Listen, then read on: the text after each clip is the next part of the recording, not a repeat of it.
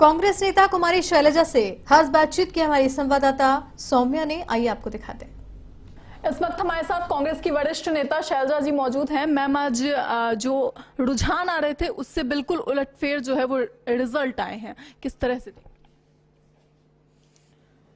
हमारी उम्मीद ज़्यादा थी और नतीजे हमारी उम्मीद से बहुत नीचे रहे। ये एक सच्चाई है और ये सच्चाई हम सबको फेस करनी है।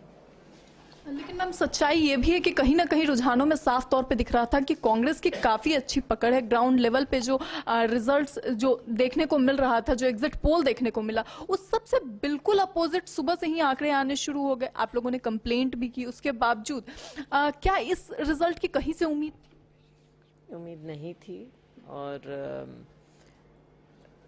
रिजल्ट्स जैसे आने लगे, सुबह एकदम ठीक था, उसके बाद ठीक नहीं था, फिर स्लो भी हुआ, नतीजे आने अपलोड करने बहुत स्लो हो गए। उसकी कंप्लेंट भी हमने की, उसके बाद आने लगे हैं। तो अभी देखेंगे कि क्या किस चीज़ की क्या कमी रही, क्योंकि केवल कांग्रेस पार्टी का क्लेम नहीं, ये सारे हर एग्जिट पोल ने ये कहा था कि ज़मीन पर कांग्रेस पार्टी जीत रही है। तो ये क्यों हुआ, कैसे हुआ, ये इस बात को गहराई से जाकर इस पर देखना पड़ेगा। ईवीएम पे भी सवाल उठेंगे क्या इस पर? अभी मैं तो इस चीज़ को देखो नहीं कह सकती, मैं तो आपके साथ ही बैठी हूँ यहाँ पर सुबह से। अब ये सब पार्टी देख रही है। मैम, कहाँ कमी रह गई? क्योंकि कहा जा रहा था कि बीजेपी के लिए जो सबसे माइनस फैक्टर होगा वो किसान, जवान, उसके साथ ही अग्निवीर का मुद्दा और जो महिलाओं को लेकर के बेरोजगारी, ये मुद्दे होंगे। लेकिन बीजेपी जो है वो हैट्रिक मारने पड़ा।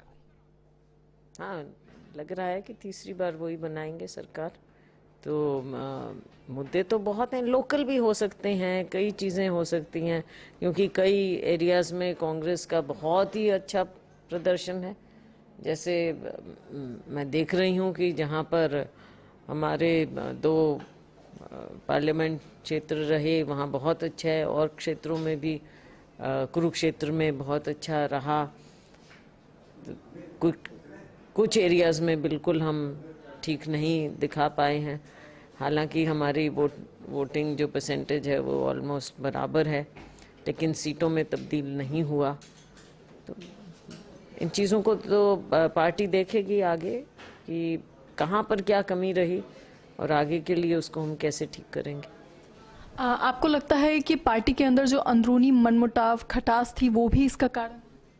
देखो, मनमुटाव खटास की बात नहीं है। हर पार्टी में पार्टी के अंदर ग्रुप्स होते हैं और ये तो हिस्सा है राजनीति का।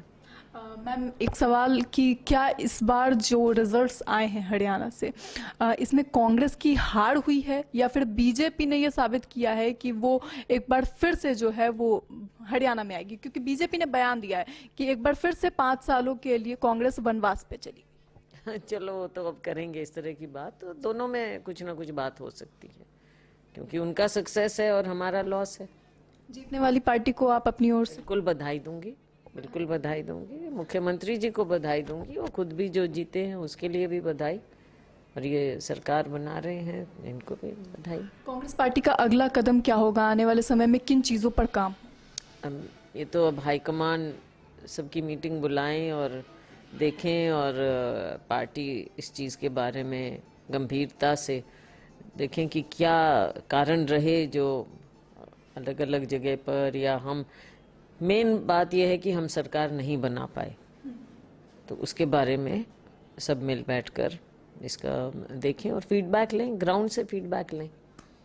मैम, मुद्दे किसानों के थे, जवानों के थे, आप लोगों के। उसके बाद अंतिम सवाल बस कि किस तरह से देखती हैं कि आने वाले समय में फिर अगले चुनाव को लेकर के जो है ये सारी चीजें? 5 साल बाद है और तब तक बहुत कुछ बदलेगा और हम पार्टी को नई जान देंगे। तमाम जानकारी के लिए शुक्रिया मैम। तो साफ तौर पे आपने सुना किस तरीके से शैलजा जी ने सारे जो चीज़ें हैं, जो फैक्टर्स हैं, उन पे बातचीत की। हालांकि जिस तरह से लगातार सुबह से जो चीज़ें सामने आ रही थी, जिस तरह से रिजल्ट्स आ रहे थे कांग्रेस के पक्ष में थे, उसके बाद कहीं ना कहीं वो थोड़ा सा स्लो डाउन हो गया। 9 से 11 के बीच में उसे लेकर के कंप्लेंट भी की गई ईसीआई को, जिसके बाद जो है वो उस पे साफ तौर पे इलेक्शन कमीशन ने ये बात कही कि किसी भी तरीके का कोई भी जो है वो गड़बड़ी नहीं हो रही है। हालांकि अब उसके बाद से रिजल्ट्स जो है वो कांग्रेस के अगेंस्ट में आने लगे, कहीं ना कहीं जो विपरीत स्थिति है वो दिखने लगी, जो रुझानों से साफ तौर पे पलट थी। कैमरा जर्नलिस्ट राधे के साथ मैं सौम्या मिश्रा, A1 TV।